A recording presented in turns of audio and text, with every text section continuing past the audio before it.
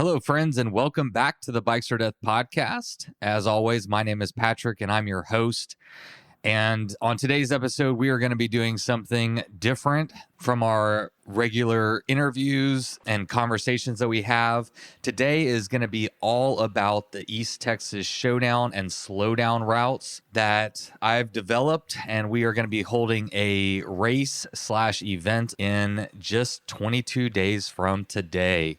So I wanted to create an episode about the route, about the race, and give people an idea of what they can expect, especially people who are coming from out of state.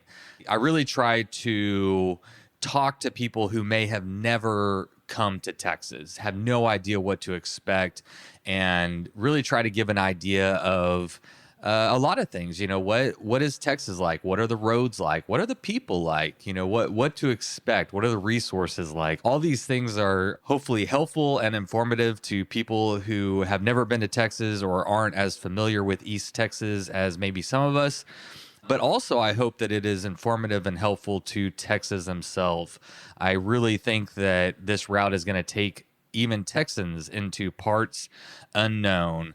We'll also be covering stuff like tire choice, surface conditions, weather, timing of the race, why I even went through all the effort to create this route and the subsequent races that are going to be held on them. So I hope that this is valuable to not only participants of the race, also just anybody who is interested in learning about maybe what it takes to put on an event like this.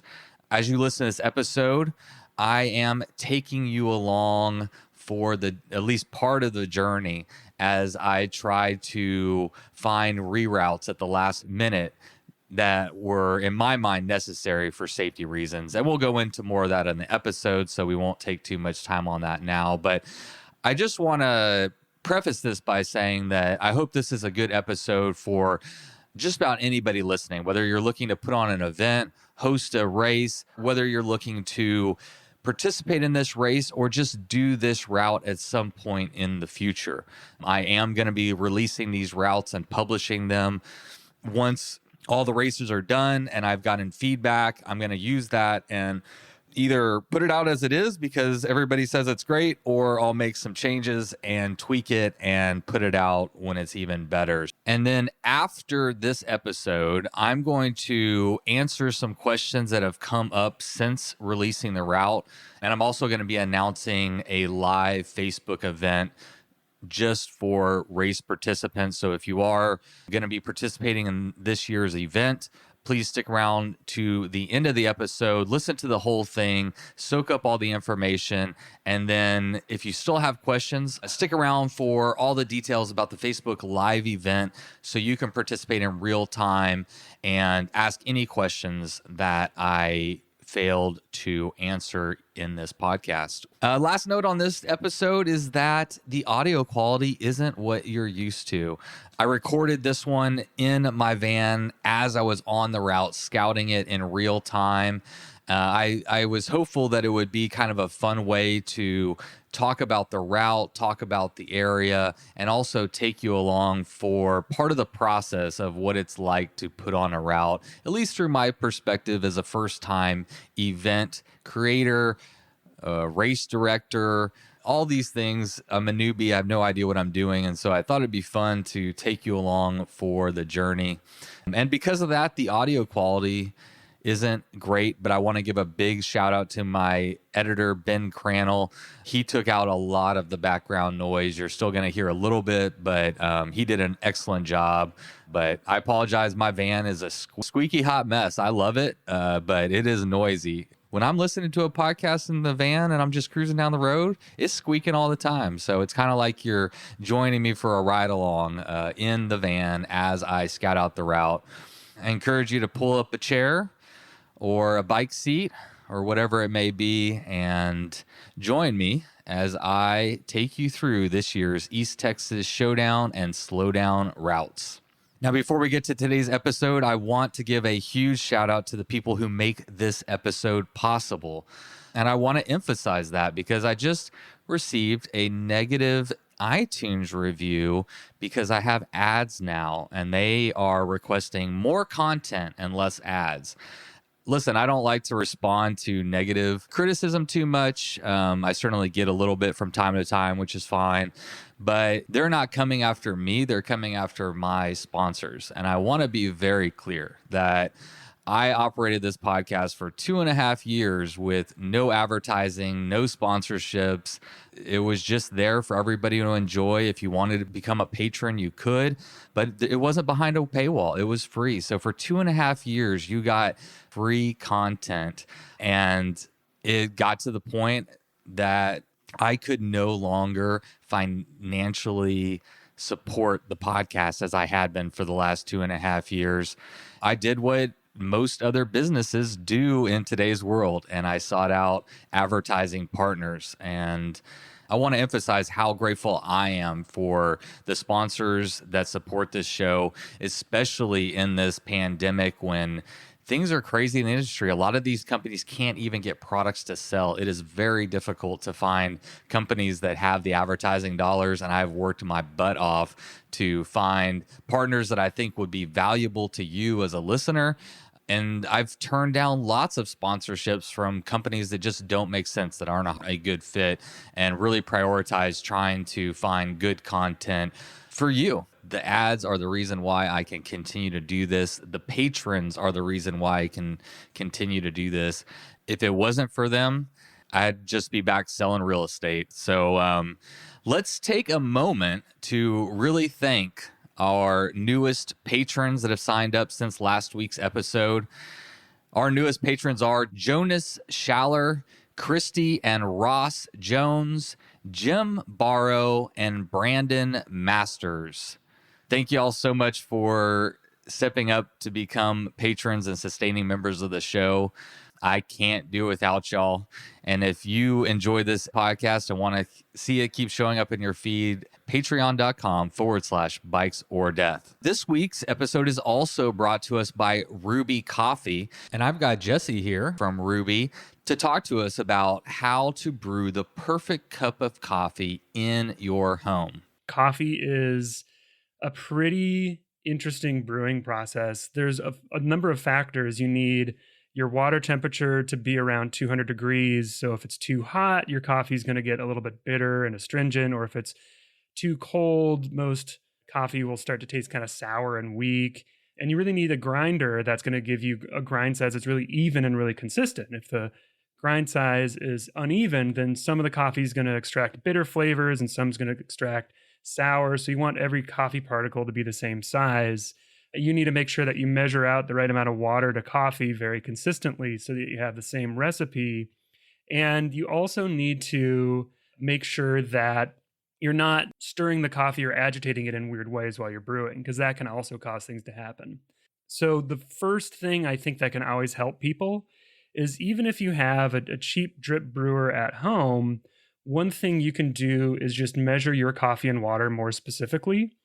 If you buy a really cheap gram scale, you can get a scale for $10, $20. If you measure your coffee in grams, then you know exactly how much coffee you're getting every single time. And that's particularly important because different coffees from different parts of the world tend to weigh different amounts. A scale is one of those first steps that I think really helps you get consistent.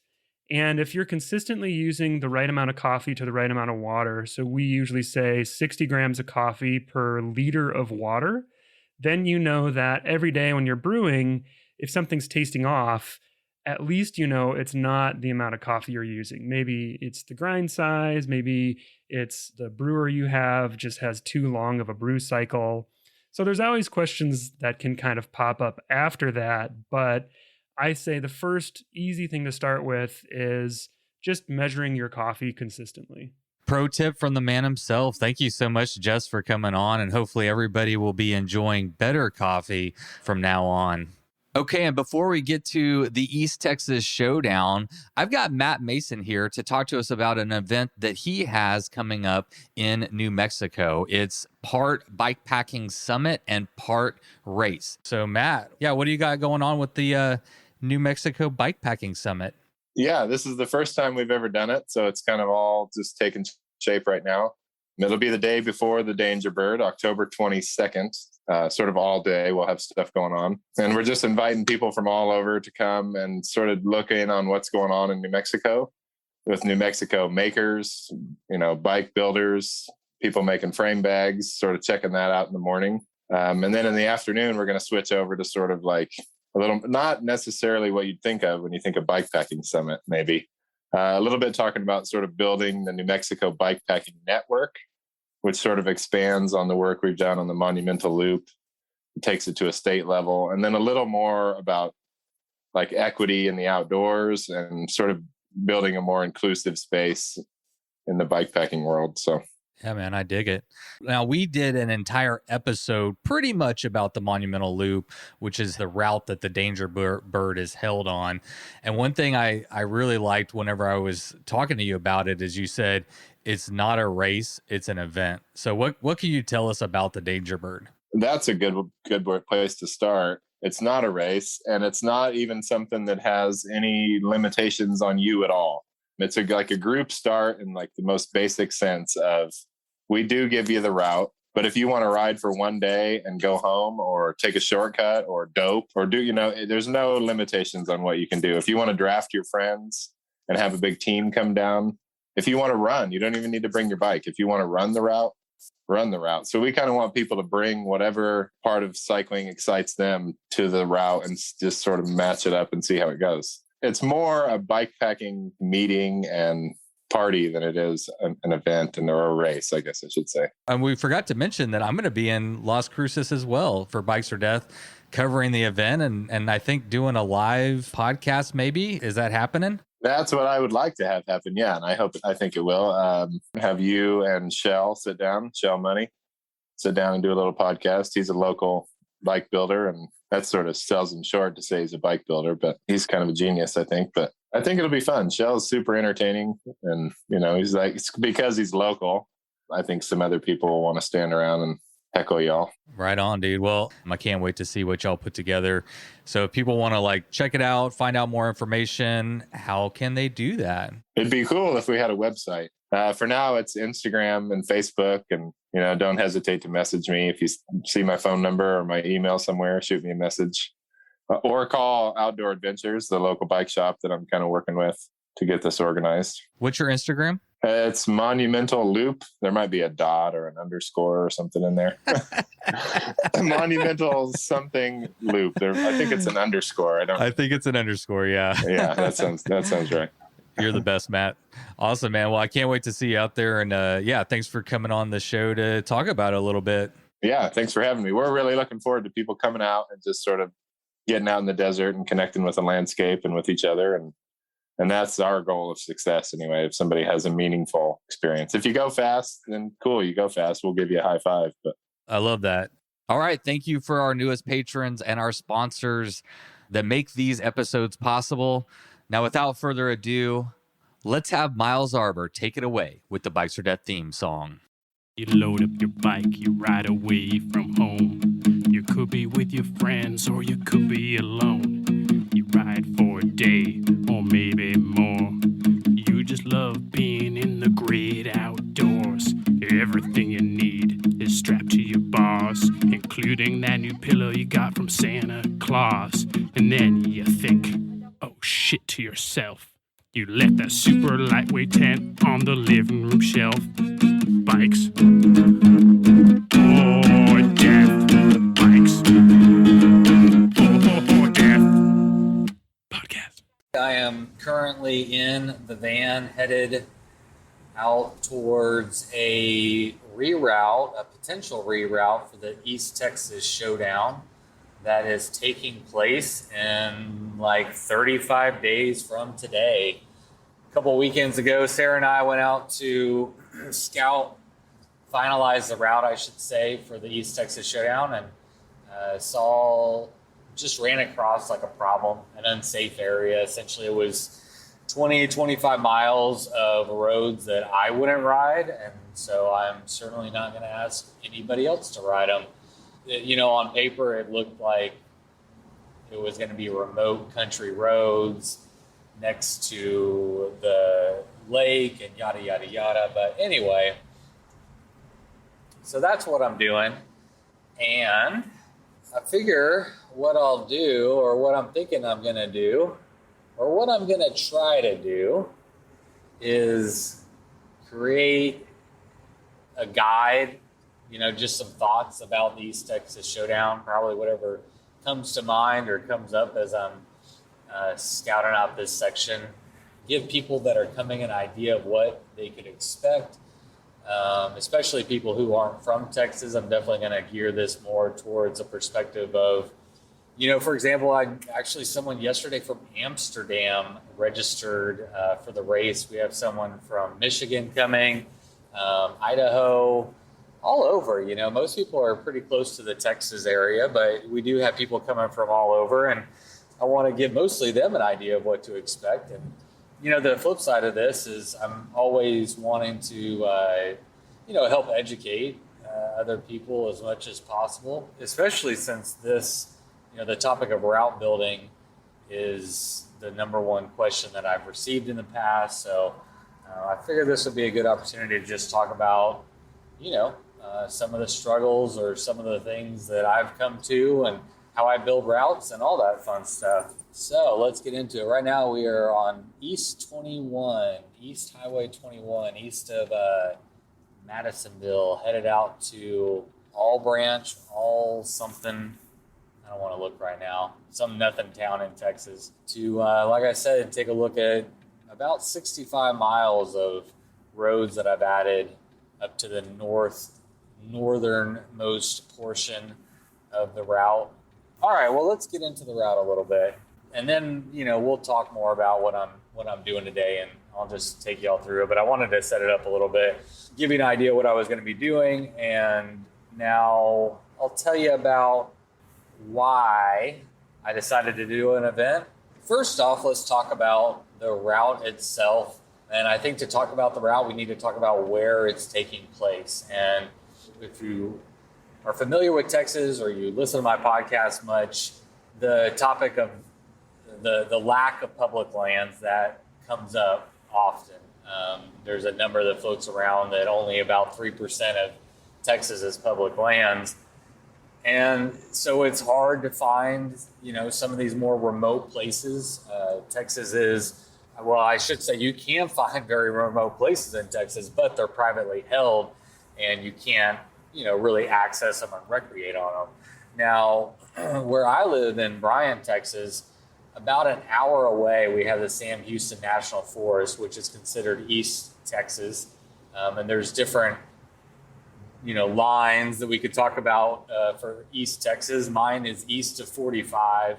That's pretty much East Texas. And there's a portion of Sam Houston that's on the western side of 45. But this route will start at the Bullet Grill in Point Blank, Texas. I'll actually tell you about the name Point Blank because it sounds, the first thing I thought and the first thing anybody will think is a reference to a gun and being in point blank range.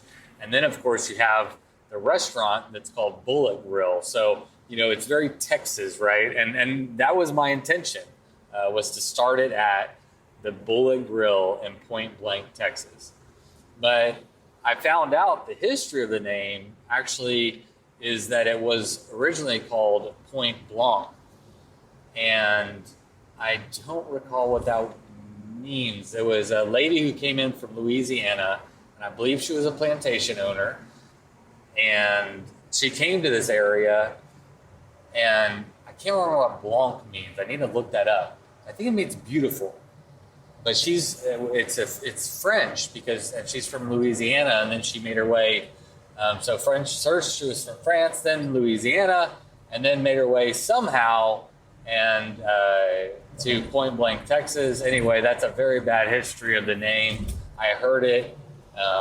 It's been years ago, and so I'm doing a bad job of remembering it. But you can look it up if you're interested. But it actually originally was Point Blanc, and of course we had to Texas it up, fix that real quick, and now it's Point Blank. So it starts there, and you're going to start off in the Sam Houston National Forest. you're actually going to start on some of my personal favorite roads, gravel roads that are in that national forest. And there are also roads that are on the San Pista restaurant tour that's out there and a lot of people are familiar with. And the other swath of land that we're going to be riding through is north of Sam Houston National Forest. We have the Davy Crockett National Forest, which is actually my personal favorite because it's so remote. But essentially, both of these forests are almost contiguous. If you were to look on a map, it's a large swath of piney woods, loblolly pine trees. I call them lumbering loblolly pines, and I certainly do enjoy riding with them, in them, through them. And they provide a lot of shade and they block the wind, but they also keep in the mosquitoes. But there's always a place to hang your hammock. And it's just a really beautiful area of Texas.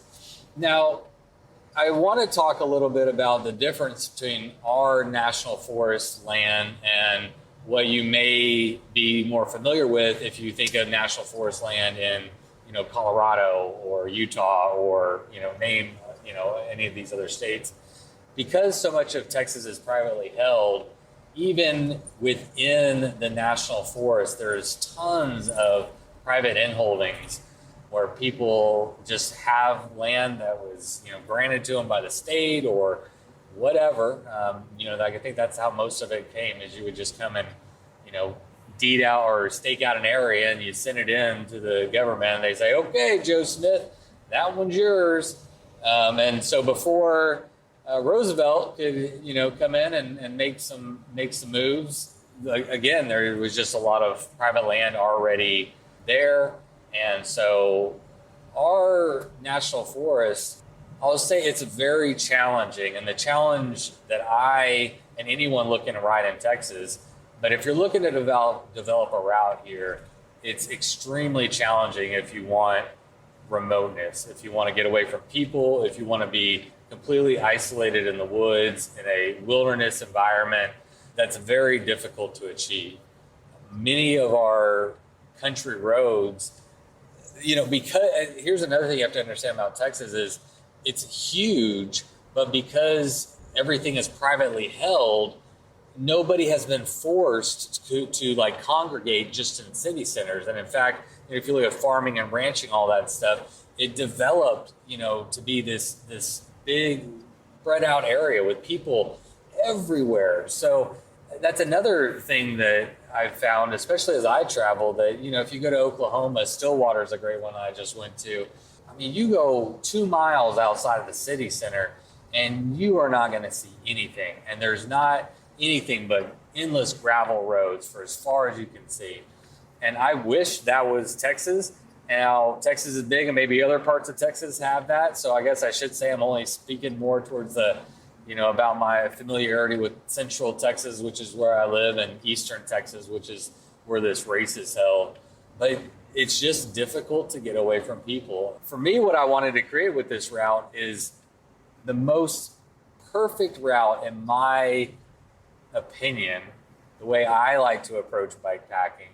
Some of the things I look for are remoteness, as remote as possible, gravel roads, or even just, gravel roads are hard to come by. We'll talk about that, but because people have been sprawled out, the roads have been developed. And so the best we can do is very remote, rural, country roads or Forest Service roads, county roads. That's what I look for. And so my approach was to stay in the woods and away from people as much as possible, but dipping into cities for resupply points when and where appropriate, obviously keeping that in mind. There are some stretches that don't have supply points for a while. And that's intentional. You have to think about, and plan out all those things and make decisions. That's up to you. My job is to create the best route I can, and your job is to, go ride it the best you can. So staying in the national forest, staying in the pine trees, staying away from people, and then also putting a priority on finding the most gravel roads possible. And let's go ahead and talk about gravel roads for a second. The original route, 388 miles, when I first mapped it, was 50% pavement, 50% gravel. Now, again, a lot of that 50% pavement would have been paved forest roads or county roads that not heavily trafficked and so on. But pavement nonetheless, and we all love beautiful gravel roads. So that is the preferred terrain, especially out here in Texas. That's like the holy grail. And so if I'm going to set out to create the best possible route I can, it's got to highlight the most gravel possible. So the first route, 50 gravel, 50 pavement. I guess let me back up there too. How I first created the route. First off, I am from the area. I've ridden a lot of these roads. I create maps incessantly. It's probably my favorite thing to do while not riding the bike, is just obsess over maps, especially online, not paper maps. I'm going to be honest, I'm not that cool. I definitely lean into ride with GPS and Google Satellite View quite heavily. And I have a whole 2.5 hour podcast with Kevin from Ride with GPS about route building. So I won't go that deep into it. And you can certainly seek that out if you're interested. But I spend a lot of time on Ride with GPS. I look at what other routes are out there, what other routes people have done, and so on and so forth. And so for this one, there is a road, there's a section that's about 60 miles or so, maybe 70 miles, that's in the Davy Crockett National Forest that is used by the El Camino 105 and I think it's 205 race that's been around a long time. And then also the Grand Gravel 500, which is the race I did. That section is on that route as well. And it is on my route as well. It is just a stunning swath of land and beautiful roads. And I'm speaking off the cuffs because I'm driving here, so don't quote me on these numbers. But I think it's essentially 70 miles of almost solid gravel roads and almost solidly in pine trees and just beautiful surrounding and such. And so it's kind of a highlight of the route for sure. I looked at what was out there and put some stuff together, but I wanted to also make it my own. And so I started with a conglomerate of all of these things.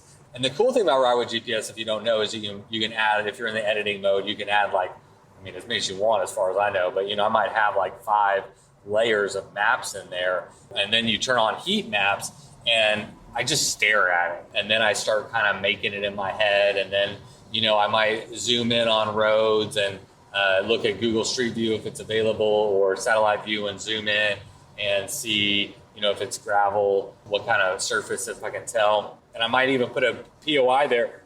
That's something I do as I'm making a map.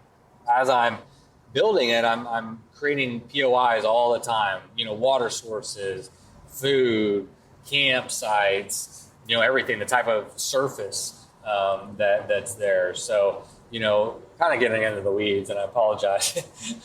I've got a little drive. I got 7 hours of driving. So, I guess I'm feeling chatty to myself. So, that's kind of the way I go about creating a route. And one thing I want to say about creating the routes, when I talk about spending time creating a route online, this route in particular, I don't think I spent any less than 6 months just looking at maps and a lot. I can't say, I'm not going to say, I don't know exactly how long, but a lot.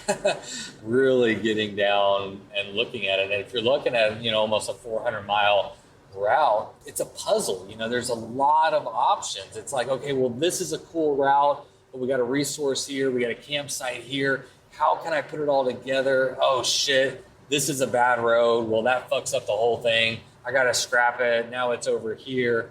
And that's the process that I would go through is at home, at my computer, putting together a puzzle of trying to find the best roads, the best routes that account for all the things that it needs to have to be a great route. So after I did all that, after spending maybe 6 months building a route, I went out and, the first time I think it went pretty well. I walked away feeling, if I'm being honest, okay about the route. I definitely, it's a very good thing that we went out and what I call ground truthing it, whether you ride your bike or drive your car or whatever, but, feet on the ground, boots on the ground, get out there and ground truth it, because relying on heat map data and all the resources available to us, I got us into a trespassing situation 100% unknowingly. It was really crazy. I mean, we were in some BFE, Texas, and it was actually kind of a sketchy situation that I would never willingly put myself in.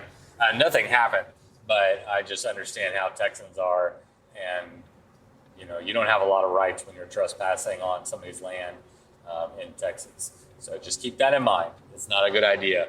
But again, I was relying on heat map data, so it wasn't even on my radar that I was trespassing. I found out I was trespassing, or we were trespassing, when we came to the backside of a gate and we stopped, and I had to walk around the other side of the gate and read the sign that says no trespassing. And it was a big sign with bold letters, and it had a bunch of other words on there too. Super sketchy. I mean, they have video cameras. Anyway, enough of that. Just don't trespass, seriously. But that is why you ground truth.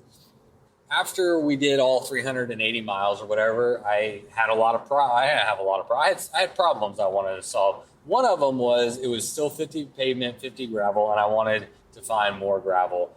The other one was obviously solving trespassing issues and then just making the route better. I walked away, I'm like, it needs to be better. And so that's what I did. It's been another probably 2 or 3 months going over it, just poring over the maps, and put together what I thought could be pretty good.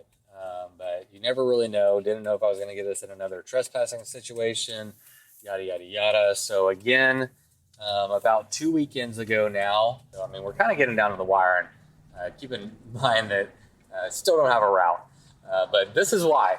So we go out a couple weekends ago, and I was beside myself with happiness. And I found some roads that I think have not been well discovered, some even new and exciting road for Texans and for me. I mean, I'm telling you, as I was driving it, I started to become like really jealous about just with excitement. I mean, I guess I was excited and jealous. Excited because I'm thinking these guys and girls are going to love this, and I'm happier about it. I'm happier for people to come and ride it. We got 2 routes, and we'll talk more because I'm still developing the second route, but I can say after that last weekend, the Slowdown route is 272 miles. I don't have the exact elevation on me, but obviously we'll be posting it soon. That East Texas Slowdown route, 272 miles, is, in my opinion, a really fucking good route. And I am so stoked for everybody that gets to go ride it. And I am going to be booking my trip to go and ride it soon. Maybe we'll do a group ride out of it, or maybe I'll just go ride it by myself because I'm a loner. But who knows? Maybe I'll get a wild hair. But anyway, that route is done. It starts at the Bullet Cafe, ends at the Bullet Cafe. You spend most of your time in the Davy Crockett National Forest. I did the gravel to pavement for the whole route. I calculated that yesterday at being 65% gravel. And let me tell you, some of the pavement is so good. You're going to be grateful for the pavement because let's talk about surfaces a little bit. The surface type actually surprised me in that it was harder than I remembered it being. And I don't want to make it sound too crazy because, again, worst case scenario, it's a poorly maintained county road or forest road, but they're all legitimate roads. Let's go through some examples. One example might be, in Davy Crockett National Forest, those roads have washed out due to flooding in some areas, and they'll come and they'll dump huge gravel rocks that haven't been broke down, that are going to be pretty gnarly to ride through. and maybe unrideable if you're on like a gravel bike per se. I would say it would be challenging to ride some sections on a gravel bike. Equally challenging would be sand. I'm going to try to work up some numbers on like maybe percentages of sand, but I don't think it's in excess. You know, if it rains before, I'm hoping it doesn't rain too much before, and it shouldn't, fingers crossed. But if we get some rain, there are some sections that I know for a fact, having ridden them, are 100% unrideable. So it's a hike-a-bike and it's a slog too.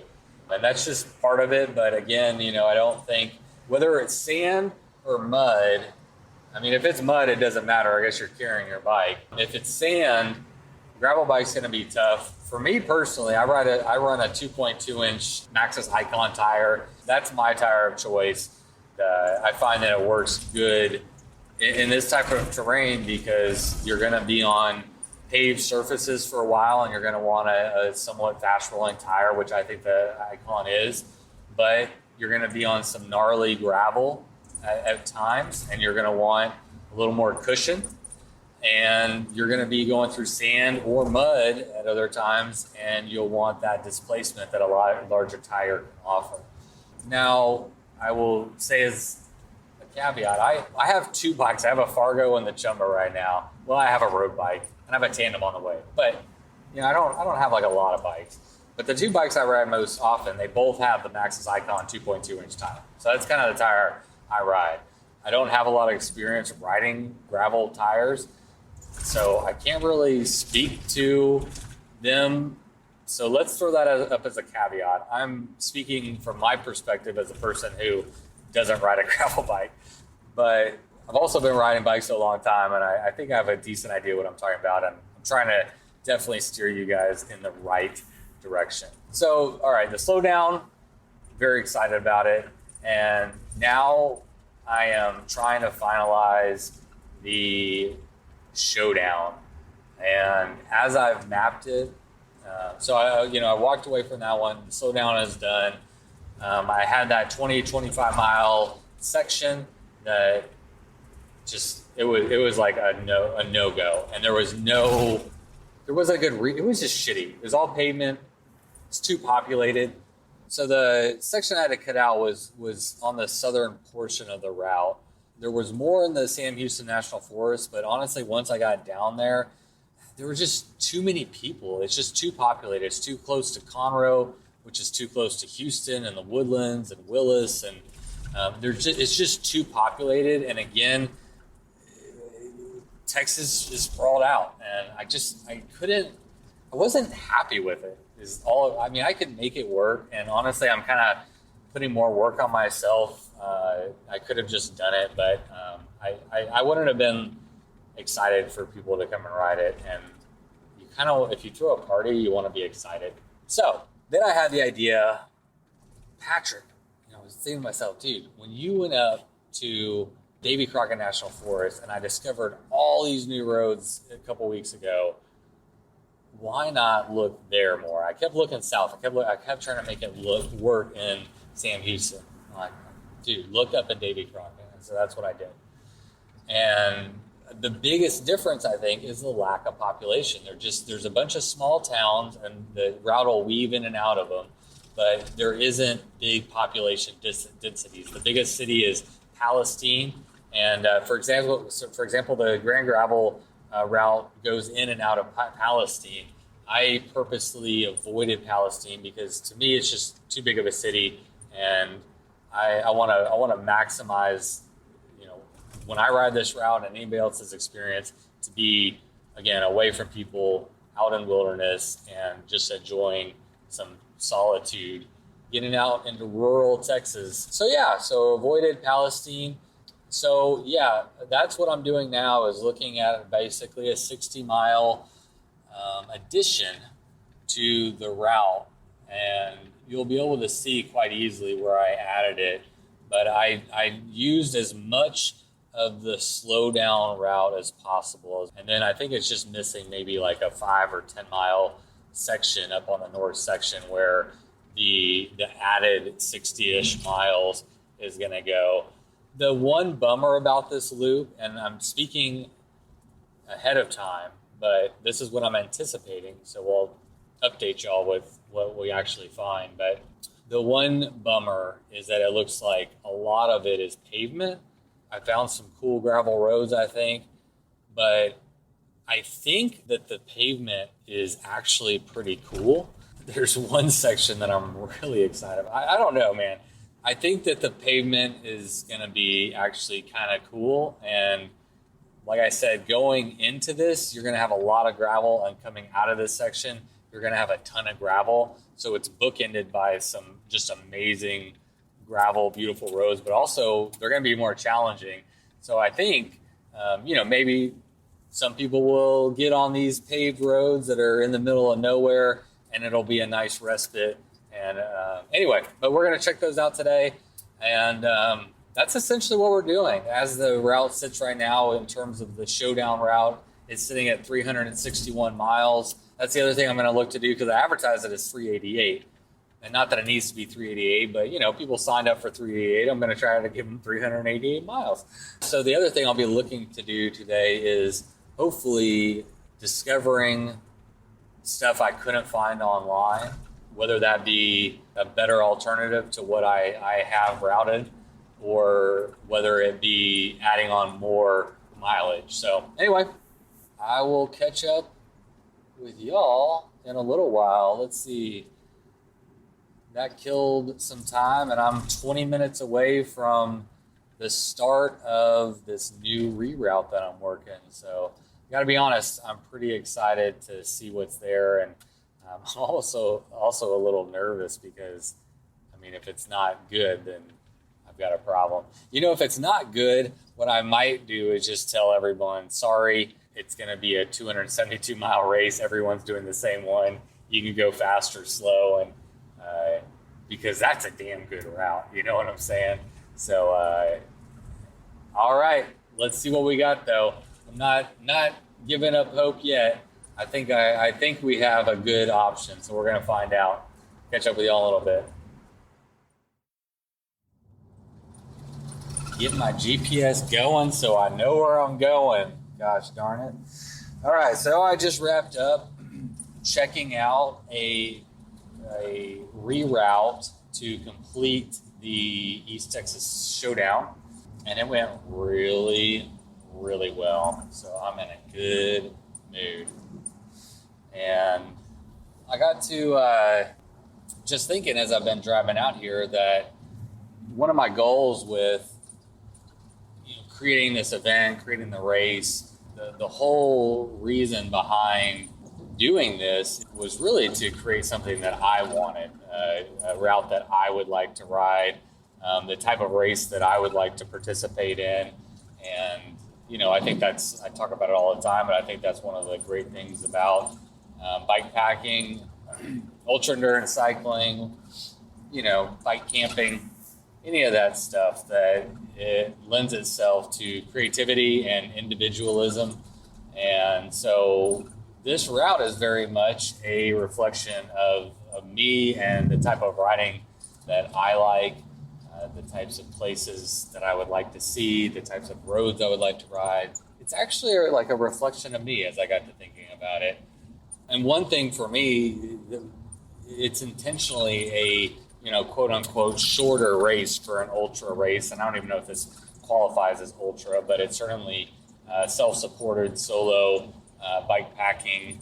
And it'll follow the same ethos as the Tour Divide, the CTR, the Arizona Trail Race. There's not going to be any prizes, but, we are going to, instead of there just being nothing at the end of the event, we're going to have a party. And that's one of the nice things about having a shorter route, is that it allows you to start it and finish it in a window where most people, I've never done this before. It's just an idea I've had. So we're going to find out here in about 35 days. But my intention is that most people will be able to complete it. We're going to roll out, and then we're going to meet back at the Bullet Grill there in Point Blank, Texas at 8 p.m. on Sunday. And that'll be kind of like my headquarters. My vision is that I'll be there and interviewing people and sharing content as they come in. I also want to be out on the route, catching up with people as they're racing, but not getting in their way.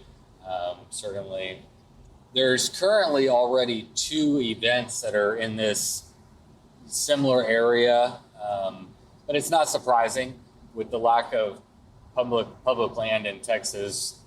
Adventure cyclists, gravel cyclists, we're going to look to the more remote places. And if you live in Bryan, Texas, 50 minutes away is the Sam Houston National Forest, and it's a part of a almost contiguous swath of land, national forest land, that connects up with the Davy Forest, Davy Crockett National Forest. And it's just a beautiful area with a ton of pine trees, very green. It's quite beautiful. And so obviously we're going to gravitate towards that area. And, so there's one route, the El Camino 105, and I think they have a 200-mile route as well. I participated in that one time, and I think I only made it 82 miles or something. It was hot, and I got myself on the struggle bus. But, they utilize some of the same roads that I use on this route.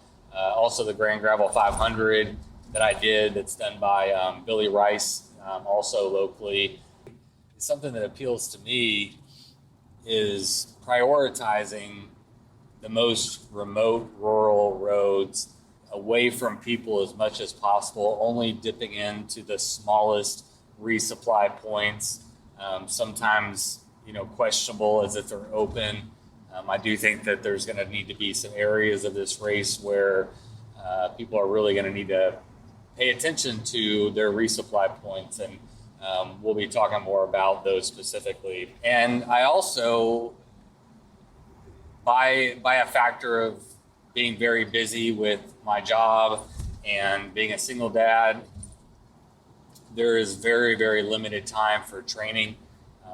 My kids are still pretty young. They're kind of getting to the age where I can leave the oldest with the youngest for like an hour and squeak in a ride. But, it's kind of, just because you can doesn't mean you always should dip out on your kids. I don't always, feel right about dipping out on them and going for a ride, and will oftentimes obviously choose to prioritize my time with them. And, maybe we go on a family bike ride, but it's certainly not a training ride. Again, in my mind, I wanted to create an event that would be accessible to a wide variety of people. So a shorter route, and there are 2 routes for this, for the East Texas Showdown. There's the Showdown and the Slowdown, and we'll talk about that as well too. But, the appeal of shorter routes is that it makes it accessible to a variety of people, a lot more people that are busy with jobs and families and work and, just all the things, and trying to stay alive from a virus and all the fun things that we have thrown at us. The other neat thing about, I think, a shorter race like this, I made the distance on the Showdown. I was going for close to 400 miles. I don't know what the final mileage will be. We might be around 362, but I'm going to try to add on a little bit more, but we'll see what the final mileage is. But the reason I picked that distance was because I wanted for the fast people to be in a situation where they're going to have to make a decision on what kind of kit they want to bring. And I fully anticipate that, I don't know if it'll be this year or when, but I anticipate at some point, some people are going to show up with no sleep kits, very little gear, and just go with no sleep. It's totally doable to the elevation isn't too bad. The roads are mostly rideable. It's there for people that want to do that. There's a challenge for people who live for that challenge and push themselves in those kinds of ways. For me, if I was going to go and do a race right now at this stage of my life, I would 100% sign up for the Slowdown route. It's 272 miles. I think you could easily, no, I won't say easily, but it's definitely a 3-day route. And for most people, I think I calculated that if you average 10 miles an hour and you sleep 6 hours a night, you can finish it in like 44 hours or something completely reasonable. Maybe it was a little bit longer than that. I shouldn't do math exactly. But, again, for someone like me, that is going to be a challenge. That would be a big motivator for me to train towards, to work towards, to push myself. And that's my hope, that I fill that void as well, and is appealing to a wider audience. So we'll definitely see who shows up and how it all unfolds. But the route is going to be there for all to enjoy. Speaking of that, I fully intend to make this route, especially, I'll make both routes public, but I am going to talk to bikepacking.com about trying to get the Slowdown route published on bikepacking.com with some great information, pictures, all that you would expect from bikepacking.com, because I'm really proud of it. And I don't mean to brag, but I kind of surprised myself. I know how hard it is to find what I found. Again, not trying to sound braggadocious. I mean, it's not impossible, but it takes a lot of work, because just the way Texas is laid out, it is difficult to get away from people. With the priority of being as remote and out in the wilderness and feeling like you're really on an adventure, that you can't just go and knock on somebody's door if something goes wrong. I was seeking that out, and by that metric, I am really excited. The other thing that I'm very excited about specifically, I'm really excited about the amount of gravel roads, and the roads that aren't gravel are some of the coolest and funnest. Just, I don't know, man, they're paved roads, but I think they're going to be fun, and they're pretty. And there's some of them that'll take you to, there's one in particular I'm thinking of on, it's Lake Jackson. And it's this crazy neighborhood that you can tell it's just a hodgepodge. They've got some, I don't know how many $1 million houses, and then they've got a trailer, then they've got, a nice little shack or whatever, but it's this huge lake, and this one paved road goes through this quote unquote development, but the road is barely a road. And to me, again, this is a reflection of me, is I find that interesting to see the way people live. And I think throughout that was another goal of mine, is to introduce people to Texas, and even Texans, introduce them to maybe a side of Texas that they're not familiar with or haven't seen before. And as you ride through and experience these different pockets of demographics, you're going to see the different way in which people live out in rural East Texas. And I think it's interesting. I could say a lot about that, but I will say for now that I do find it interesting to observe those things as you ride through a place. I do think it helps to tell the story. But then I like to really hop back into the woods, and maybe you think about those things, or you just get lost in your own thoughts. That's where the real magic happens. And so, yeah, another thing I wanted to mention about all this is that I have only done one bikepacking race in my entire life. I've done a handful of gravel races, like a few, I don't even know. And I used to do some mountain bike racing. I did a lot more mountain bike racing than anything. But once I got out of that race, when I got out of racing, that's when I kind of got out of mountain biking, and I got out of competition and got more into, going pro slow and enjoying the view and going camping and taking your time in the morning. And but still, I get that desire to push my own self. And to find my limits, and to just really, sometimes it's good to have an excuse to go and train, and something to really motivate you. And I think that for me, I'm very motivated to get out and ride this route personally. So, my race experience is very limited, and it's one of those things where you have an idea, and I like my idea. I like the concept of the length of the race. I like the concept of, all getting together for a beer and a burger afterwards and, talking about and hearing stories from, people from all over Texas or people about their experiences on the race. I think that is going to be really fun.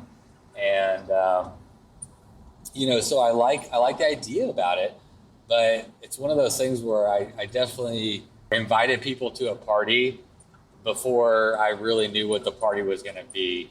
And, especially now as we get closer, I'm starting to think about, I don't know, man, all this stuff, registration, waivers, and tracker signups and T-shirts and, all that kind of stuff, and getting media there. And, it's becoming real. And I'm also realizing that I have no idea what I'm doing. And it's not because I'm a dummy. I mean, I think I'm really excited about the route. I think it's good. But I don't have the experience that a lot of people have that they would draw on from their racing background.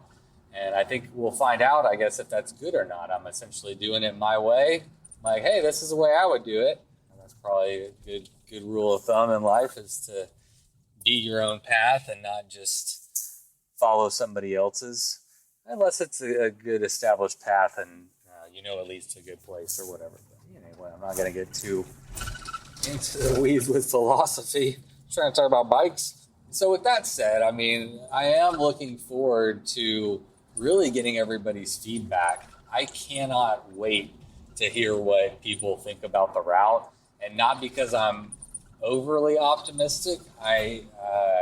Even if it's bad, I want to know. If someone drives in from Iowa or something to ride it, and the way that I presented it, the way I marketed it, or whatever, maybe misled them, and maybe they really didn't like it at all. And I could learn from that, or people there, they can like it. Maybe they'll have ideas on ways we can improve it. I think all these are things that I'm very excited about, and I'm looking forward to the most. From up until now, it's been my little project that I've been working on for, at least a year now, and I'm excited. I think it's good, though. What else do we need to talk about? Another consideration that I had on the route was dogs. Now, dogs go with people, so the more you stay away from people, the more you stay away from dogs. And obviously you can't completely stay away from people, as I've already said, but certainly cutting down on it makes a big difference. And try to be very mindful of not putting people in unsafe situations in any way, whether it's lack of food, lack of water, lack of shelter, lack of place to camp, the roads, the traffic, all the stuff, the dogs. I'll tell you what, putting together a route is a lot of work.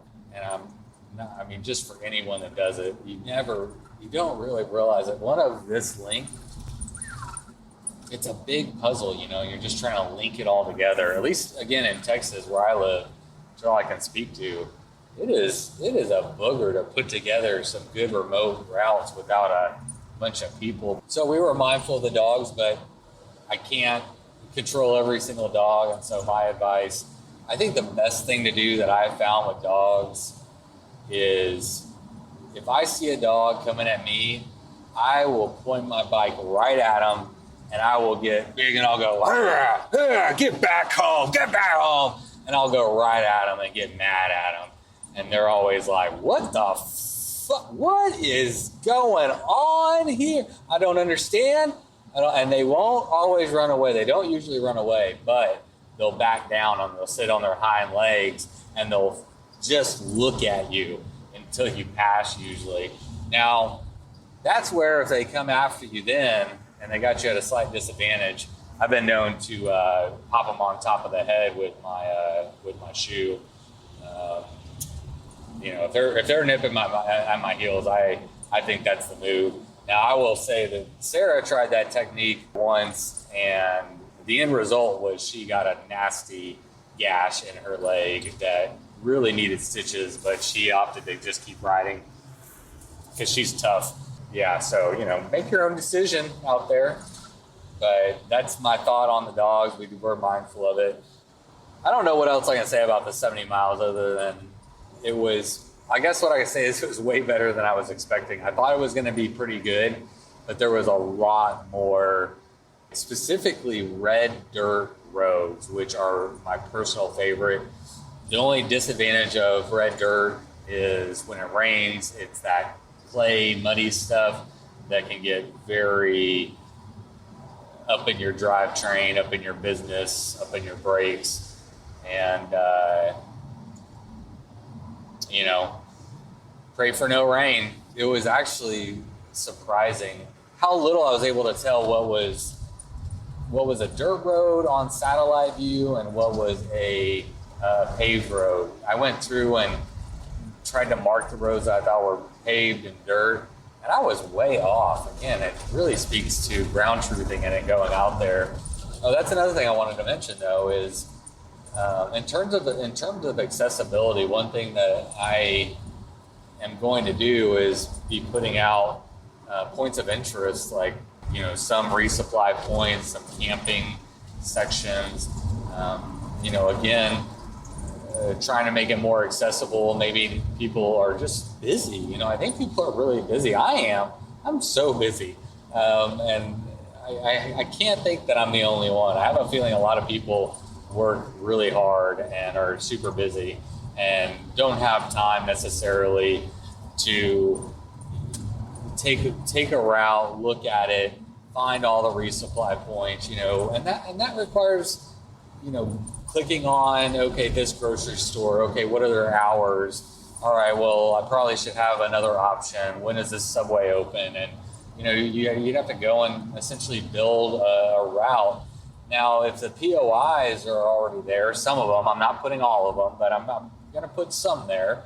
You have a starting point, and if you have an idea of the mileage you want to cover, maybe there's a campsite that I have marked that looks good, you can kind of start to work on a plan. And again, making it a little bit easier to get out there and go ride your damn bike and enjoy the ride, and not worry as much about, all the things. And, I'm maybe accused of kind of taking away some of the, the core tenets of bike packing. But I'm also okay with that. I'm prioritizing making accessible to more people. I'm in the quote unquote business. I believe in growing the community. It's something I believe in, and I think to do that, making it easier for people is a great way to do it. But I don't want it to be the end all be all. I think that we're all on a journey, and this will work for some people at some stage in their journey, and it won't necessarily work for others. And I think that's just the way the world works, and that's totally fine. The other thing is you can turn off POIs. It's a personal choice how you approach this race or any race, I would assume. You could go in completely blind, completely underprepared, or you could, that's really the only difference is like if you have the time to create all the POIs and all that stuff. The route is the same for everybody. So then it just becomes taking the time to go and do all those things, create all those POIs and start to build a plan. So the more that I think about it, I really feel like I just kind of help people, get to that same place faster. And, I don't know what people think about that. But again, I'm kind of just winging it and doing it my way, and we'll see how it all works out. Another note, I had originally published that this route could be ridden in either direction, clockwise or counterclockwise. And I've decided to only run it one direction. It's going to be run clockwise. And I had to think about that for a second. Yes, clockwise. And for no other reason than I think just simplicity. I think it'll make it easier for me as a race director to keep track of it, maybe to follow it. And I feel like I have a lot on my plate already with creating a new route and a new event. I want it to be good. And for me, I just feel like adding another direction adds a layer of complexity that I don't personally, I'm not ready for it.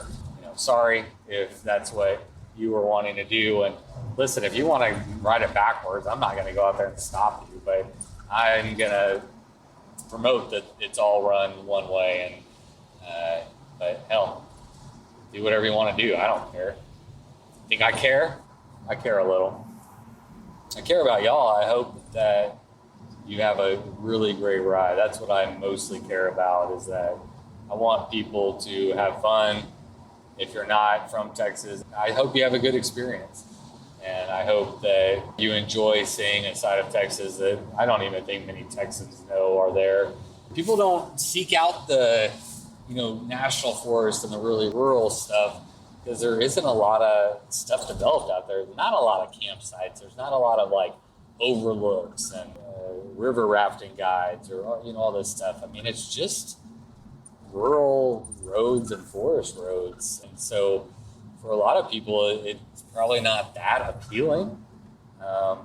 But for a adventure cyclist, I mean, it's almost perfect. So that's what I hope. I hope everybody has a great time. I hope everybody is safe.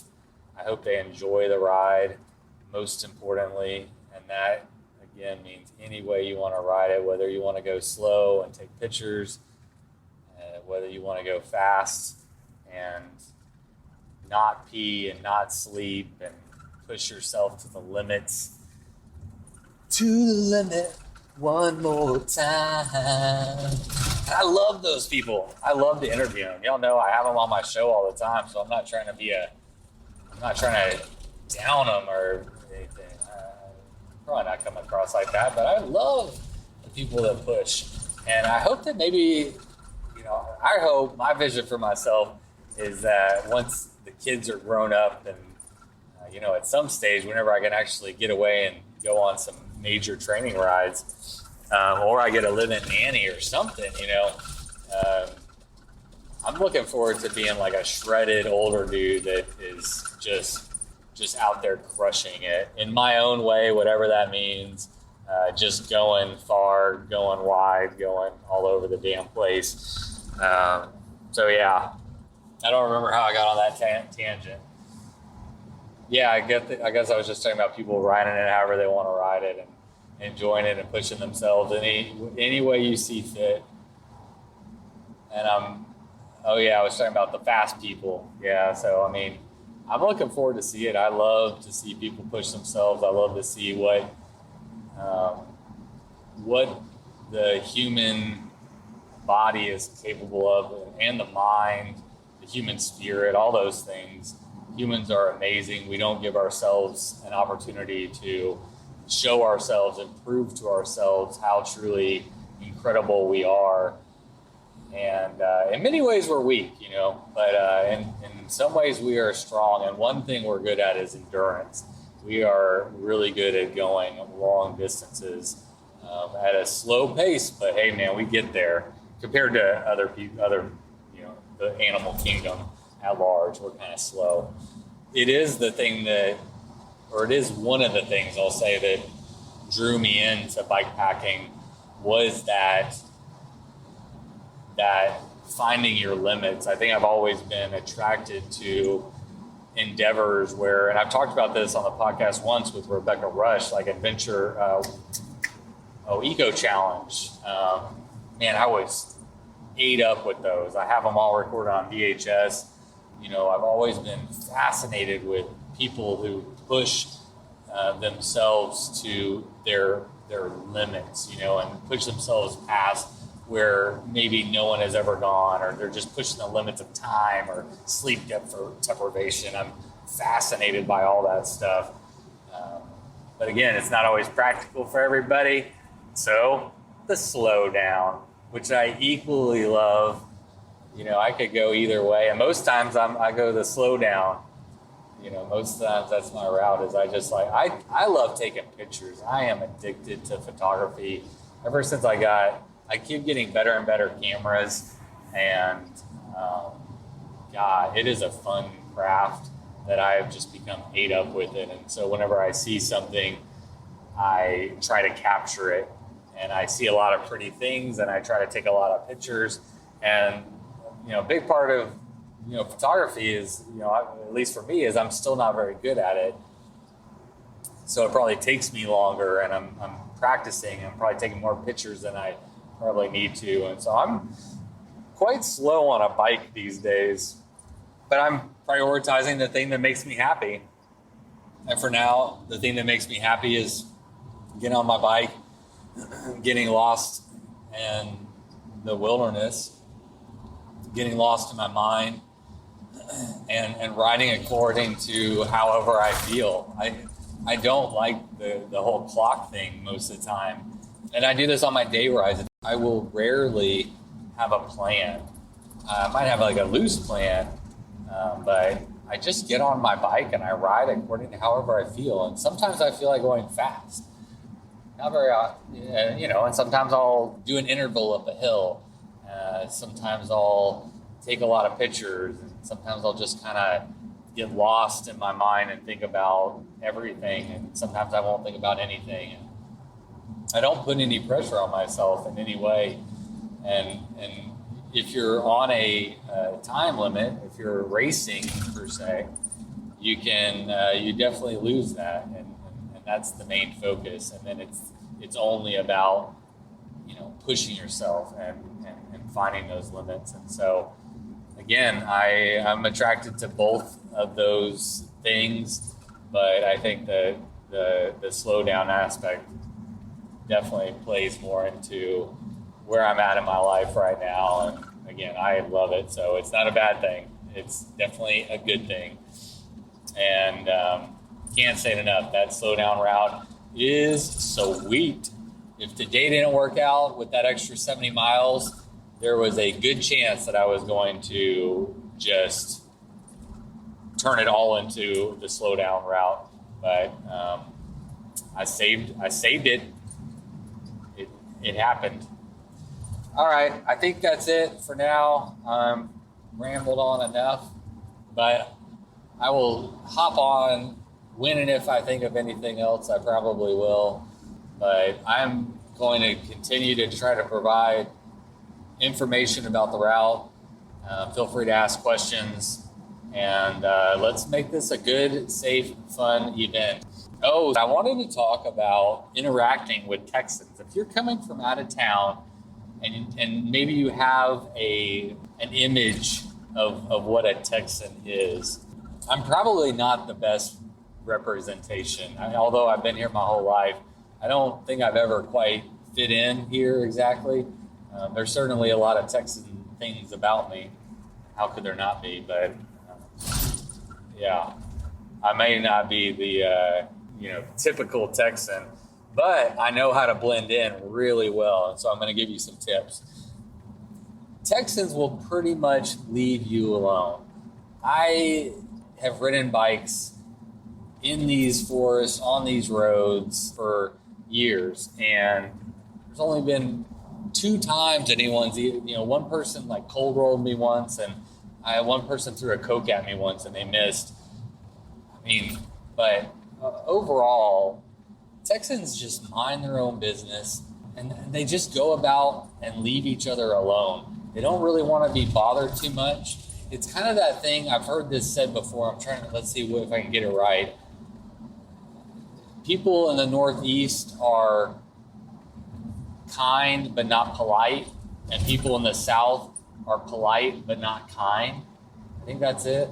And I think there's a lot of kind Texans out there, but maybe not taken too kindly to strangers, and especially out in some of these areas where they're just not going to be expecting to see maybe a hippie on a bike or anyone on a bike. They're just not going to be. Once you get out there, I'm sending y'all out into the most nether regions of Texas that I could find. I'm sending you to the most rural and remote areas possible. And if you come across, hopefully you don't come across that many people out there, but if you do, they're going to be surprised to see you, not expecting you. And what I always do is I just kind of give a little smile and a wave, and I just keep on going.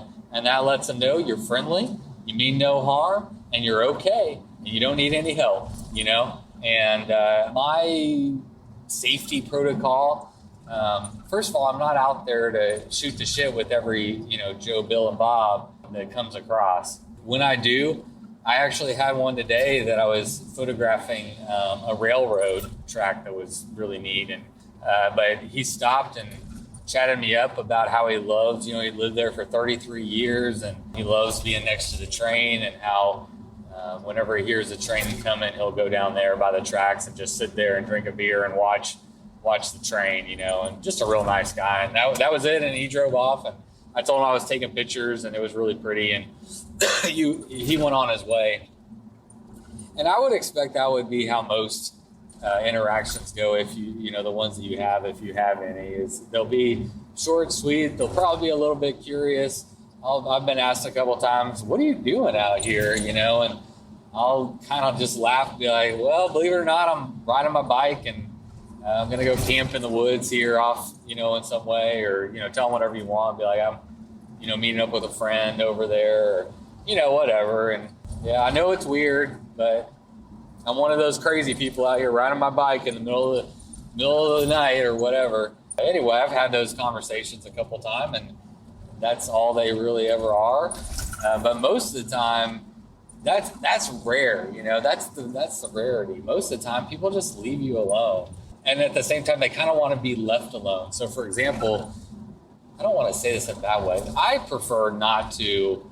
I wouldn't think that I could just go up to walk up to any person's front door and knock on it and just expect a warm welcome. I don't know how it is in other parts of the world because I've never lived anywhere except for Texas. Maybe that's the way it is everywhere. But, here, I don't want someone coming up to my door in the middle of the day. I'm like, who the fuck is knocking on my door at whatever time it is? I just never expect someone to knock on my door without telling me they're coming. And maybe that's just normal social protocol these days, but that's just the way it is here. And you go into a general store. I popped into really tiny towns out here where they got, I went into Van's grocery store earlier today. Van wasn't there, but there was a lady there I was cattywampus, which is fine. I don't say anything bad about her. She was very nice. Very nice. She'd only been there a week. And we talked about the store and when her hours were. And I kind of surveyed their offerings and let her know about the race. And she just thought that was fine. She just thought that was fine. They'd be on the lookout for you. Uh-huh. Yep. So just real nice people, out here. Polite, but maybe not too kind. Maybe they'll talk shit about you when you leave, but, they'll just talk shit. That's another thing I was thinking. I think Texas, now back in the day, those were some badass motherfuckers. There's no doubt about it. But I got to be honest, I've been friends with all kinds of Texans. Roughnecks, rednecks, poor, rich, Hispanic, black. Doesn't matter. I feel like a lot of it is more bark than bite. That's what I think. I think Texas like that bravado of being a Texan and being tough. And I think they like to identify with that rustic masculinity. But, God, man, I'll tell you what, most of them are fucking driving around in $70,000, $80,000 trucks. They walk 10 feet to their deer blind. I don't know. There's not a lot of these real rough cowboys left. There are real cowboys, but it's not what it used to be. I think about a real cowboy, man. I think about working a big ranch and driving cattle and fixing fences and welding and probably rodeoing on the weekend and all that stuff. And I'll tell you what, Texans and these modern day cowboys, no offense. I mean, listen, I think we as a civilization, we really enjoy our creature comforts. And cowboys worked really hard for a long time. I'll tell you what happened is a lot of those cowboys that worked for a long time and ranched and farmed, oil happened. And that's why you see them all driving these really expensive trucks, and you will on this route see, in the middle of nowhere, you will see some ginormous houses with game fences that cost, $12,000 per foot to build or some astronomical number. And that's probably what happened. They either, I know one guy who made a lot of money selling cattle genetics.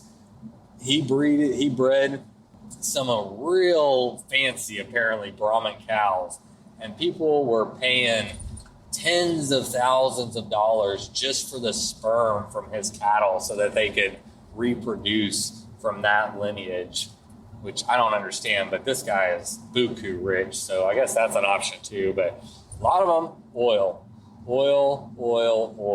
And when they got that oil money, a lot of them built houses and they built fences, and they're just sitting back and enjoying the good old days. Some of them, not all of them.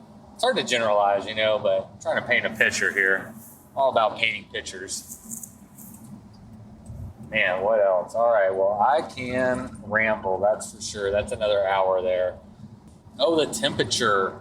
Okay, before we talk about the temperature, let's talk about why this time of year. Why this time of year? For several reasons. One, the Grand Gravel 500 is usually like in the spring. I didn't want to compete, with during his same, time slot or whatever. I just thought it was more respectful to do it in the fall. With doing it in the fall and being on public land, you have to be aware of hunters. Speaking of hunters, that is going to be the primary use for our, again in Texas, for our Texas public lands will be for mostly hunting. So I didn't want to do this during hunting season, which I believe, I need to look at it. It changes every year, but I believe it starts the weekend after this race. And so it was literally the latest that I could do it. And then the other consideration is, the heat. It is really hot and really humid today. I haven't looked up the temperature, but easily the heat index was in the 100, at least 100 or above. Lately, it's been like around 106, 107 lately. We're only a month and a handful of days out.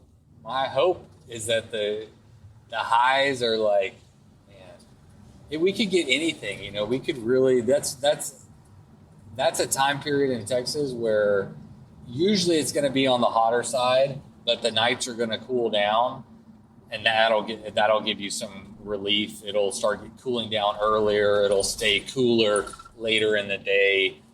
Whereas, in the heat of the summer, as soon as that sun is up, or anytime that sun is up, it's just torturous to be outside. Maybe not torturous, but it's pretty brutal. I don't want to get quoted on the average temperatures, but I remember looking them up, and the average high was in the 80s, and the average low was in the low 70s, I believe, or maybe it was in the mid 60s. But not really, I looked at it, just looking back at past the historical, I'm like, that's not bad, but we'll see what happens. It's also a time of year where we could get some fall showers, or the end of summer showers. We could get rain. It could be. Here's the weather. It could be hot. It's probably not going to be cold, but it could be pretty decent. Could be humid. Will definitely be humid. Sorry. It could be raining. There could be a hurricane. Could be windy, could be calm. It's hard to say. Depends on if, there's a storm rolling in or whatever. Yeah, so plan accordingly based on what the weather forecast looks like. I think that's all I can say about time, place, weather. All right, that's it. Peace out. All right, I am back in Van or Death.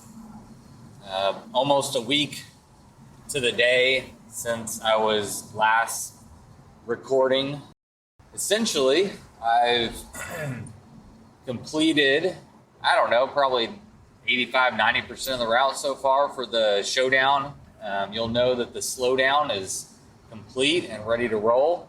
The last section I did was on the northernmost portion of the route, north of the Davy Crockett National Forest. This section is going to be a little 40-mile section that's going to be on the southernmost portion of the route. And this part will be in and around the Sam Houston National Forest area. And again, this part will not be on the Slowdown. This will be bonus miles for people going the full meal deal on the Showdown. And there's a little bit of a criminal element to this addition that was necessitated by the reroute itself. Originally, I had this route. Oh, good, there's a passing lane. These people, look, I'm pro slow, okay? I actually got new license plates on order for the van that say pro slow. It's pretty dope. I'm excited. So if I think you're going slow in my refrigerator box on wheels, you're going really slow. Anyway, where was I?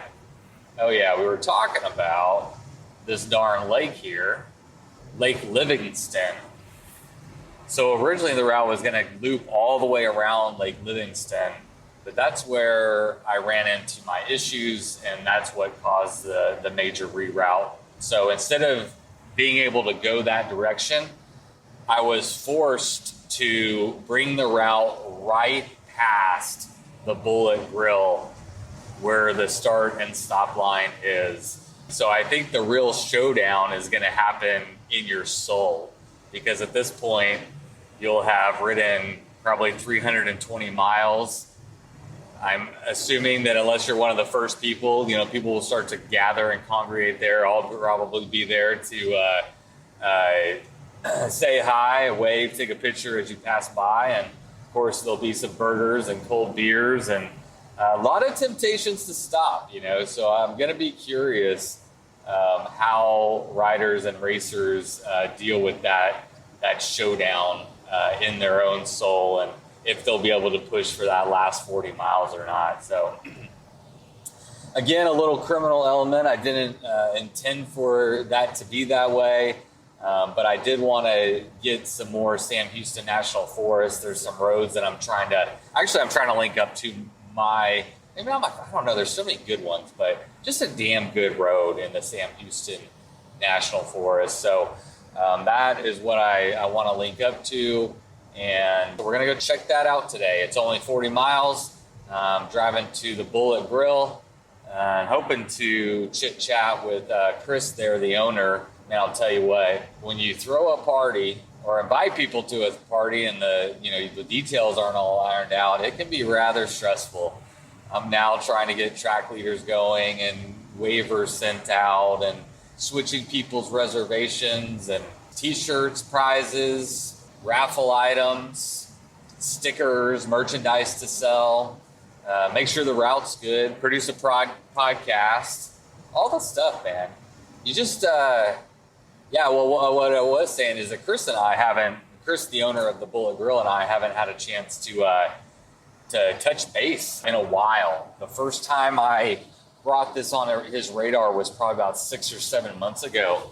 And I just rolled through, asked if, I called him beforehand and asked for a meeting and kind of laid out what I was thinking, because most people aren't familiar with people riding their bikes for 300 plus miles. And so first you have to wrap their head around this whole idea, and then you can kind of pitch what this will look like from, his perspective as a business owner. But, he agreed to it. And then I went about finalizing the route and getting people registered and stuff. But that was the last time he and I really talked. We've sent a couple emails back and forth. But yeah, I think today's 29 days till race day. So we are getting down to the wire. But I don't know how other race directors do. Again, I've only been to one. There was a pre-ride meeting, I think the week before, maybe a month before. And I found that to be pretty helpful. So I kind of thought I'd do it in my own way and just do it as a podcast format and talk to you about whatever comes to mind. I'm trying to think about anything else that's come up questions-wise. Okay, so I've been getting questions about switching your registration from the Showdown to the Slowdown. I haven't had anybody that wants to switch from the Slowdown to the Showdown. But I have a feeling that people are probably behind on their training, is my guess, due to heat. We do have people coming from all over, one maybe from Canada. I just found out about. We have, people coming from all over the United States and a couple of people from abroad. But most people are coming from, Texas or this southern region where it is still fucking high. I went out for a ride yesterday. I rode, I started about 7 and rode into the night, and it was kind of cool, but it was still so humid and muggy. But yeah, during the day it's just brutally hot, making it really tough to train. So I don't know. I'm curious. Maybe we'll get some comments on this episode, and y'all can tell me what your. I just had an idea. We should do a live Facebook pre-race meeting. Yeah, that would be good. So I'll put out this podcast, and then any questions I don't answer, we'll do a Facebook Live, and that way I can answer those questions. Okay, that's a good idea. That way that takes some pressure off me for making sure I cover every single little detail, and this isn't a 5-hour podcast, and I can just get directly to your questions, which could negate the whole need for this whole entire podcast, but I've already put in too much time, so it's happening now. If you're registered for either race, I don't really care which one you participate in. Even if you sign up at the start line of the Slowdown, and you're like, I'm doing the Slowdown, I'm registered at the Slowdown, my spot tracker says I'm the Slowdown. But if you get up to mile, 230, 240, whatever it is, and there's that turnoff to get the extra bonus 70 miles, and you're feeling frisky and you want to go after it, do it, Likewise, if you are on the Showdown and you get to that junction and you're not feeling it, take the Slowdown route, It's a beautiful route.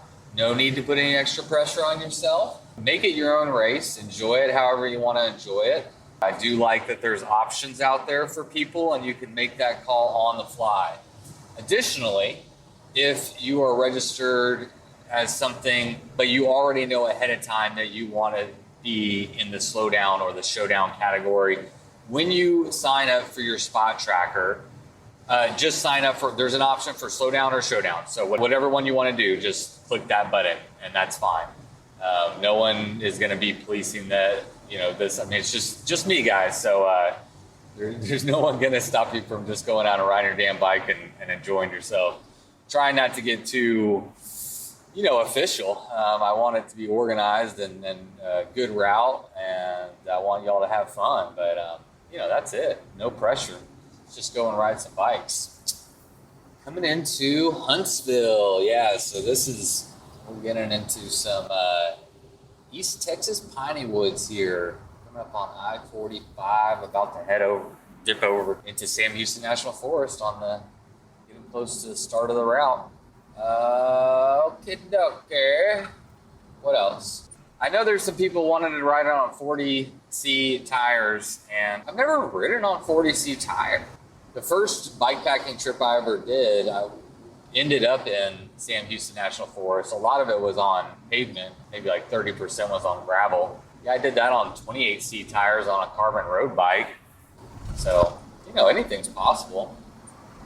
just pick whatever bike you want to ride, and that's the one you got, It's like anything else. There's going to be challenging parts. There's going to be parts that are easy, and there's going to be times where you might wish you had a fat bike, and other times you might wish you had a fast bike. So I'll tell you what, I guess the way I would say it, with a 2.2 inch tire, I would think that this route is 99% rideable if it doesn't rain and it's a complete mud fest in some sections, in which case everyone will be walking and then it won't matter. So I'm going to get on this route. Hopefully it's good, and that's it. Once this last little section is done, I can check it off and I can send it out to everybody. I know that's really the thing that everybody wants, is the fucking route. I get it.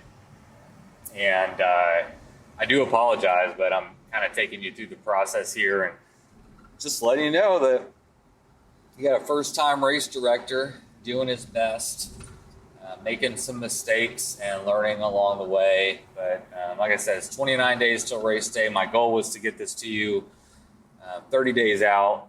But I think after today, I'm going to finish the route today. That's all there is to it. I'm going to stay out there. I'm going to look for roads. If the route I've got picked out isn't good, then I'll stay out there and find them. But after I get home today, I will be finalizing the route and sending it out. Either tonight or tomorrow. So that's the main thing people want. I don't blame you, but I can't put it out till it's done. And so I'm working on it. I will check in with y'all later. All right, everybody, welcome back to my home studio. The route was finalized and sent out about 10 days ago, and we are now about 22 days from race day. I just wanted to close the loop on what happened there with that last section I was scouting. It essentially went off without a hitch. Exactly what I routed is the route that we are going to use. And it's going to be a little bit of a diabolical section on the route. I'm super curious to see how people are going to tackle that last 40 miles because, as I mentioned, around mile 320, you're going to ride right past the Bullet Grill with, everything you could want there. Your car will probably be there. There will be some of your friends maybe there, a beer, a burger, some good food, etc. So that'll be a real test. Are you going to cave into the creature comforts and join all your friends and call it good? Or are you going to keep on going? So I'm interested to see how people are going to take to that. I heard there was a chat room or a text thread where people were discussing that with great fervor. And I don't know exactly what they were saying, but I'm guessing part of it wasn't good. But again, the original route didn't have that. The reroute is what necessitated that little new feature. And maybe it won't be there in 2022. I don't know. We'll see how it goes this year. But I'm looking forward to it. See what y'all think. All right. Well, listen, since the route has gone out, I have got some questions, and I thought I would go ahead and answer some of those here, just in case anybody else had the same questions. So one of them is there a cutoff time?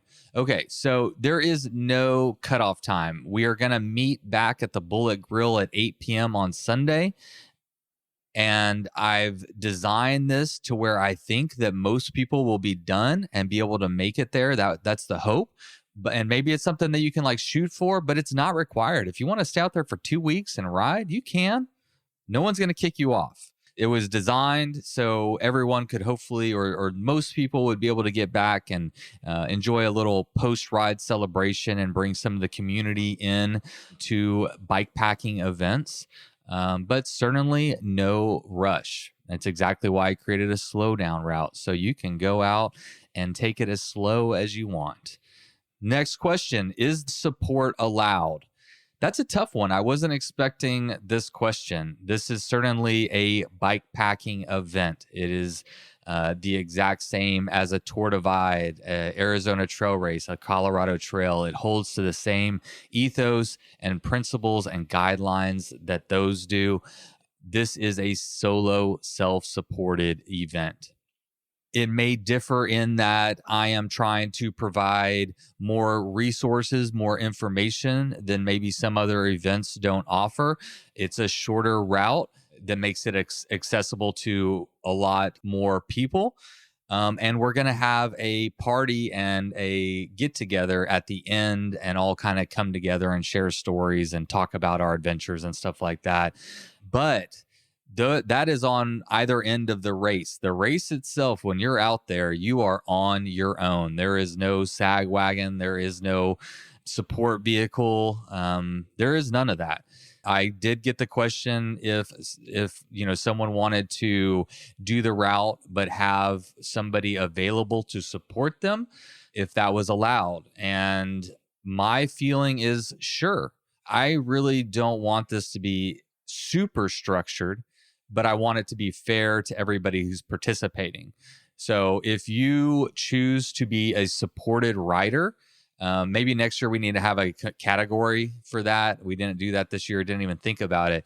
So for fairness to all participants, if you are receiving any type of support, if you are violating the guidelines of the Tour Divide or any of these other races, you would be disqualified from an official time.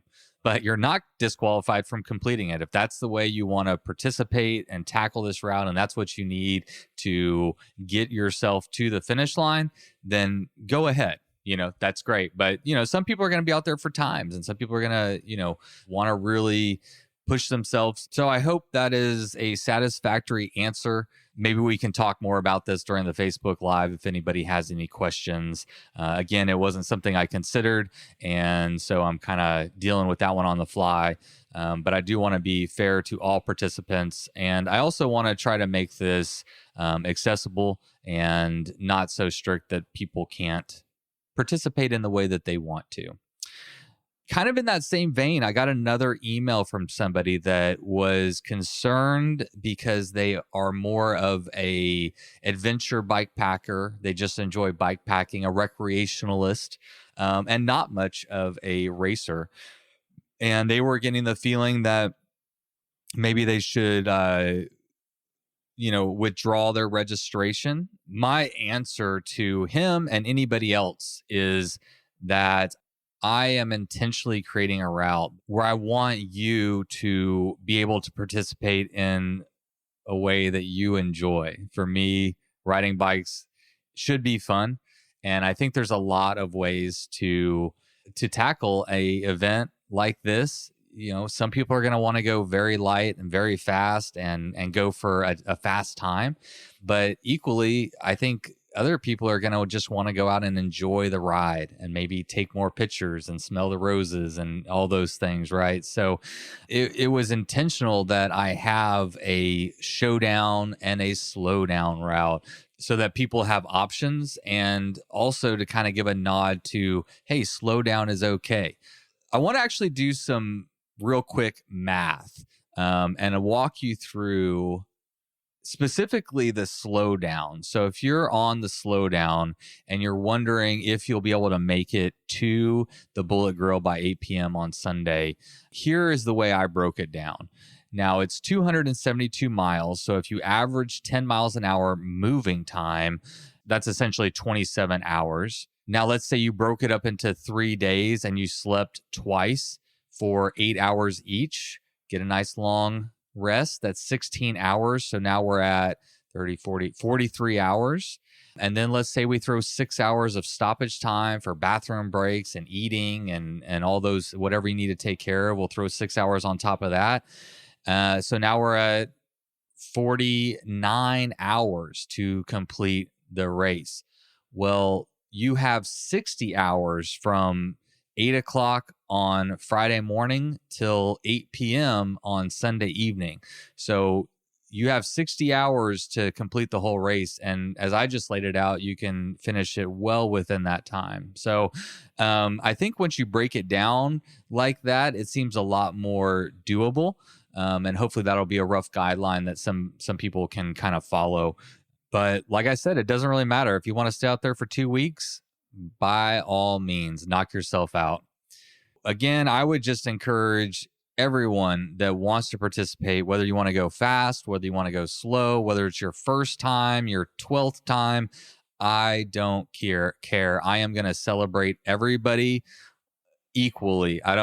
This is not about who can go the fastest for me. This is about getting a bunch of awesome cyclists, bike packers, adventure cyclists all in the same place, enjoying some beautiful East Texas piney woods, riding their bikes, and just hanging out and enjoying the stoke. Let's talk real quick about parking.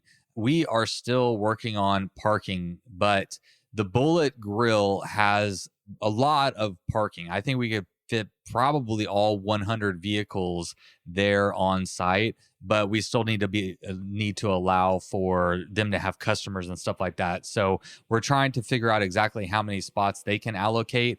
And then next door, we're working with them for some spots, and there's a storage unit just a couple blocks down. So anyway, I just want to assure people that we will have parking at or very, very close to the event, but we are still finalizing those details, and we will get those out ASAP. COVID.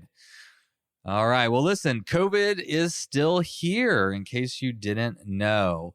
And because of that, we have sent out an email this past week with our COVID guidelines. And we've also sent out that we are going to be requiring a negative COVID test within 72 hours to participate. First off, I want to say that I appreciate everybody's decorum when I sent out that email. I know that this is a touchy subject for many, and everybody's kind of tired and over COVID. And, you know, it's been a long year and a half, but everybody handled that really well. And I am very grateful for that. You know, I think my view on this is that COVID tests are free. They are readily available anywhere. I mean, Walgreens, CVS, Walmart, HEB, you know, you could just walk in and get one just about anywhere. So they're free, they're easy, they're pretty accurate, and it's a resource that we have at our disposal. And while it is not a perfect resource, as a race director who is bringing 100 people from all over into, you know, one local community, and I'm going to send y'all out into, you know, almost 400 miles into small communities that don't have all the resources and stuff that some of the larger cities have. And so I felt like it was my obligation to create the safest event possible with the resources that we have available. And that means COVID test. I just went to an event in Austin a couple weekends ago, and before you could get in the door, you had to do a rapid COVID test before they would let you in. Our editor, Ben, just went to a wedding, and they're requiring negative COVID tests to get in there. I've seen, the UCI do this, and just, I mean, lots and lots of events are going to this as kind of the new normal. So let's address the fully vaccinated real quick. We are not going to be accepting full vaccinations as a barrier to entry. We are only going to be going off of the negative COVID tests because, as you are probably aware, even if you're vaccinated, you can still contract and transmit COVID. So for that reason, we are going to rely on the test alone. We are going to be requiring a negative COVID test 72 hours prior to race start. The reason for the timing is because some people are going to be traveling, and we really want to encourage that people get tested in their hometown, make sure that they don't have COVID before they travel, and then, be safe on the way here. And I would even encourage people that maybe once you get done traveling, stop into Walgreens. They have rapid tests for sale at the front. You can get 2 for $23, or you can go through their drive-through, get a negative and get a test for free. So I think that would be also a good thing, but we're not requiring it. I'm just asking that people be smart, be responsible, and be respectful of others, and help us to put on a good, fun, and safe event for everybody who is going to be there and participating, and even people not participating. We're going to be interacting with lots of people hopefully not too many people, but we will be interacting with people on the race route. and even at the start and finish line. But I will say that we have a designated area outside. 99% of this event is going to be outside. So I think that's going to help on any kind of transmission. But again, let's all be smart, safe, and respectful of everybody else. All right. Well, listen, I think that is all for the questions. I know that we're going to get more, but let's tee those up and save those for the Facebook Live. So that is going to take place on Thursday, September 16th at 7 p.m. If you are registered for the either Slowdown or the Showdown route, you will be getting an email with an invite to that. And the format for that is going to be, I'm going to start out with a route overview. We're going to go through some POIs. We're going to go through some resupply points. We're going to talk about camping, water, and that kind of, just kind of go over the map and let people know what to expect, answer any questions that people have specifically about the route. And we're also going to lay out a schedule of events for race day, which is fast approaching, and that way everybody knows what to expect. I'm also going to try to get parking situated between now and then, and we're also working on hiring a live band for Sunday evening, so it'd be fun to announce who that's going to be, etc. So, and then after that, we're just going to open that up to your questions. So please, if you have questions, concerns, comments, whatever it may be, maybe you can save them until that event, unless it's a time-sensitive matter. But hopefully between, all the emails that we've sent out, this podcast, and that Facebook Live event, we will be able to answer everybody's questions. Okay, last thing. Send us your bike pics, please. I sent out an email, I think it was yesterday or the day before. We're wanting to feature all of the bikes, or as many of them as possible, either on the website, or might even send it off to bikepacking.com to see if they want to feature it over there. But we'd love to see your bikes. We'd love to see your setup, and fill out that little questionnaire and email it over to Bikes or Death. The email is bikes@bikesfordeath.com. And one other thing that I forgot to mention earlier on in the episode is that there is a new way to help support the podcast. If you're an old timer, you'll remember the good old days when we had an Amazon affiliate link. Well, those days are far behind us, and honestly, I'm okay with it. I'm kind of like over Amazon, over Jeff Bezos. That guy's got too much money anyway. So we figured out our own Bikes or Death affiliate program. It's available now over at bikesfordeath.com. There's a new, fresh, fancy link at the very top. And if you click it, you will find lots of shopping options from like Ombras, Patagonia, Backcountry.com, Limbs Shoes, PNW Components, and so on and so on.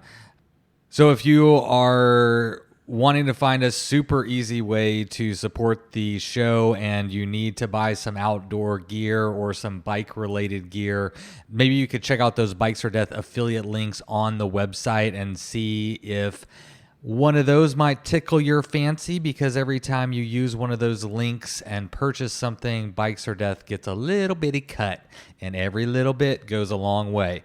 I think that's it. Thank you, everybody, for tuning into today's episode. I hope it was helpful, informative, and maybe even entertaining. If not, I hope it was at least informative. All right. Well, listen, we are 22 days away from race day. And if you are participating in either of these routes, I hope that you are out and training. I hope the temperature gets turned down a little bit between now and then, because it is hot outside right now, which could be the major factor in this race. But we actually, looks like we have some rain coming through next week that's going to knock the temperature down.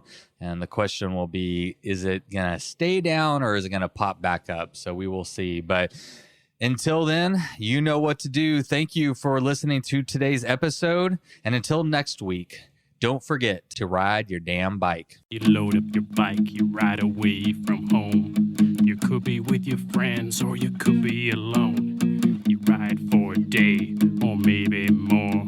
You just love being in the great outdoors. Everything including that new pillow you got from Santa Claus. And then you think, oh shit, to yourself. You left that super lightweight tent on the living room shelf. Bikes